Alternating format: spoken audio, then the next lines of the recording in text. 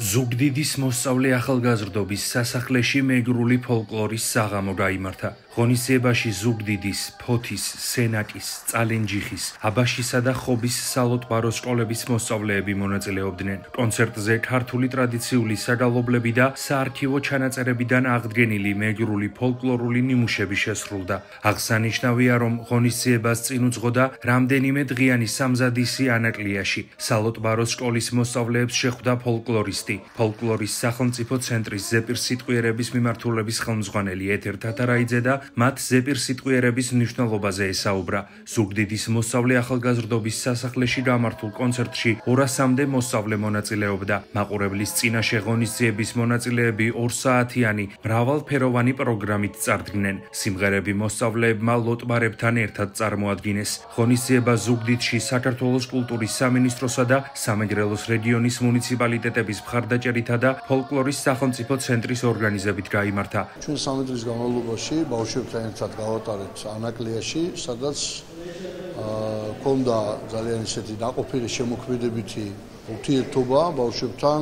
ეს ნიშნავს იმას, რომ რეპეტიციები ერთად გაიარეს, ისინი დაახლოვდნენ, გაიცნეს ერთმანეთი და ესეთი პროექტები ძალიან მნიშვნელოვანი არის ზოგადად სალოტბარო სკოლებისთვის, ჩვენი კულტურისთვის.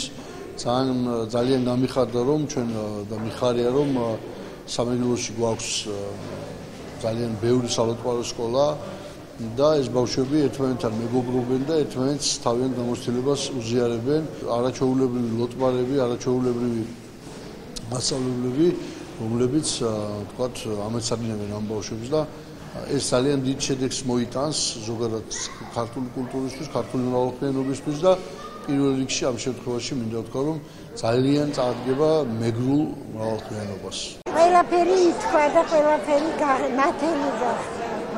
აქ არავინ მოსული არ იყო იმისთვის, რომ საგანგებოდ დაშიედრა.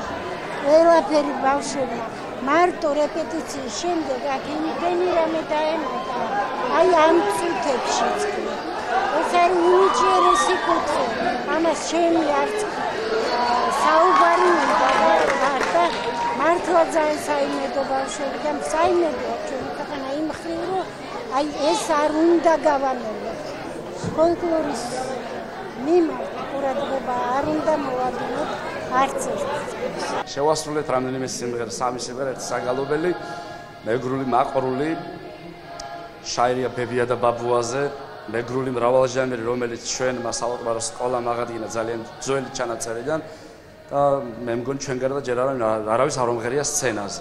ფოთის სალოტბარო სკოლა მოხარული ვართ, რომ ვიღებთ ამ საღამოში მონაწილეობას, რომელსაც ეწოდება მეგრული ფოლკლორის საღამო, რომელიც აერთიანებს 6 სალოტბარო სკოლას სამეგრელოს მასშტაბით და ჩვენთვის ძალიან მნიშვნელოვანია ამ ღონისძიებაში მონაწილეობის მიღება, რადგან ჩვენ აღვადგენთ თითოეული სკოლა ძველ სიმღერებს, მივიწყებულ სიმღერებს და შემდეგ ამას ვააშკარავეთ მაყურებლის წინაშე. შეგახსენებთ, რომ საქართველოს მასშტაბით მუნიციპალიტეტებსა და სოფლებში ამ დროისთვის ფუნქციონირებს 45 სალოტბარო სკოლა და 2000-მდე მოსწავლე სწავლობს. ბავშვები ეუფლებიან ქართულ ხალხურ სიმღერასა და საგალობლებს. გარდა ამისა, ტარდება ქართული ზეპირსიტყვიერების გაკვეთილები. სალოტბარო სკოლებში სწავლება კი უფასოა. შეგახსენებთ, რომ ფოლკლორის ცენტრის სალოტბარო სკოლების პროექტი კულტურის სამინისტროსა და ადგილობრივი მუნიციპალიტეტების მხარდაჭერით ხორციელდება.